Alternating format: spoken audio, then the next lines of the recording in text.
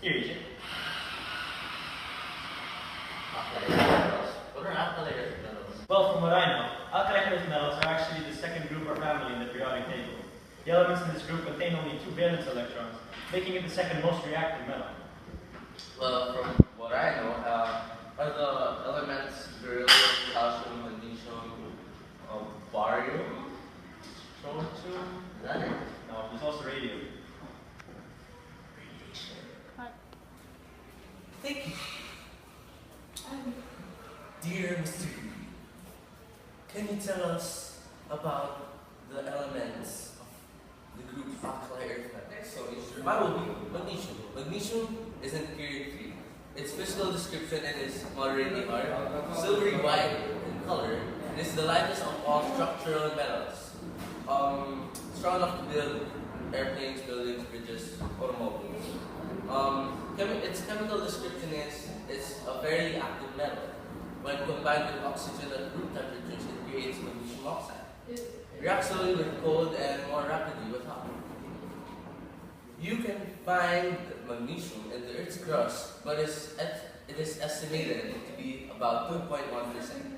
Did you know that it also occurs in seawater? A cubic mile of seawater is estimated to contain up to 6 million tons of magnesium. The uses: it is used for power tools, cameras that use flash bulbs is also used for fireworks. Its potential danger: inhaling magnesium powder can produce irritation of the throat and eyes, resulting in fever. Thanks, EJ. Now for calcium, we'll pass it on to our man, John. John. Calcium. This is silvery white metallic solid. This is the fifth most common element in the Earth's crust, and it exists as a compound usually because of its reactivity. It is used to make alloys. Calcium is needed by the body. Low calcium intake from diet reduces the blood concentration, and low blood levels lead to tetany, which causes muscle contractions, spasms, numbness, and pain in the hands and feet. Thanks, John. Now for the next element, EJ. Our next element is strontium. Julian Garcia will be saying this element. Julian? Strontium is found in minerals, and China is now the leading producer of strontium. Strontium is known for the brilliant reds it salts gives to fireworks and flares. It is also used in producing magnets and refining zinc. Modern glow-in-the-dark paints and plastics contain strontium aluminate. This is also an active ingredient in toothpaste. Thanks, Julian. For a brief description of barium, let's have Nathan. Nathan. Barium is a soft silvery white metal. It has similar properties with calcium but is more active. It is abundant in the Earth's crust, but high amounts can be found in soils. It is used as fluorescent lamps, spark plugs, and as an oxygen remover.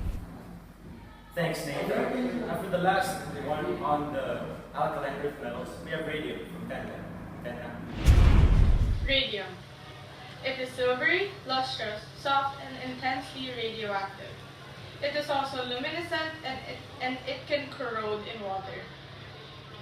It can combine with most nonmetals, mainly oxygen, fluorine, chlorine, and nitrogen. It is naturally occurring. It is formed by the decay of uranium and thorium. We use radium for medical purposes. It produces radon gas used to treat cancer. Because of the radiation given off by radium, it can kill living cells as well as cancer cells. That is why we use it as treatment. Thank you. Thanks, Nathan. Now let's make a summary for all that we've reviewed now. First, we have beryllium, which the uses are really because it's popular because it's tough, stiff, and light, and because it's really used in helicopters and guidance systems, satellite guidance systems. Magnesium. Because of its when it's heated and becomes bright white, it's also used for fireworks. Calcium, not only because of bones and whatnot, it's also used as a substance that removes unwanted chemicals from a system. Strontium, because of its red salt, it is also used for flares. Now, for radium, we can also see it as used for medical purposes, as radiation. For barium is used for spark plug electrodes and in vacuum tubes. That's it for today. I'm Mr. Green, EJ Green. And I'm Tony. Thanks for watching. Hey guys! Well, today we're going to be talking about alkaline earth metals, but this time it's not from us. It's from somebody with a professional perspective. My uncle, Junie, who's also a doctor. Now, as a doctor, he's going to talk about some of the different medical purposes and uses that the different alkaline earth metal elements have. Like, for example, there's beryllium, where we use a lightweight metal. We could use it for a lot of things, actually, but we only know so much. And a professional perspective would help us know how far they've gotten to using these things and what other elements that they don't use anymore. Like, we've also heard of radium, where since it's nuclear and it's not really safe, they start replacing it with some other element that I forgot to mention. But when you look at it, all these elements are dangerous and useful in their own ways. And right now we have my uncle, who's a doctor, to use his professional perspective to help us clarify some things about the alkaline earth metals.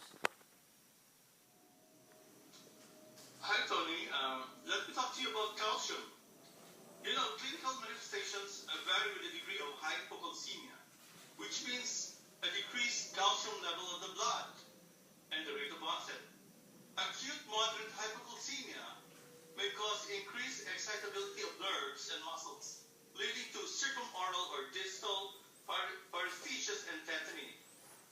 Trousseau sign, Chavoska sign, and latent tetany are examples. Okay, we also encounter cases of hypomagnesemia, which is decreased level of blood magnesium. And this condition, Tony, is most commonly caused by impaired intestinal absorption and increased renal excretion. Usually the clinical manifestations may include lethargy, confusion, tremor, fasciculations, ataxia, nystagmus, tetany, and seizures. Okay, Tony, there's something I have to tell you about barium. Burn edema, for example, we use it very commonly in medicine. You know, we do contrast studies to determine whether there are intestinal, lesions in a patient, for example. And another thing, you were talking about AEGs.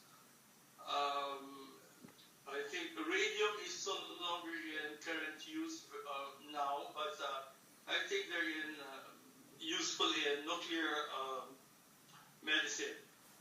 However, I'm not very much familiar with that. But I hope I gave you some good examples about AEGs. At least I was able to talk to you about their clinical significance in medicine.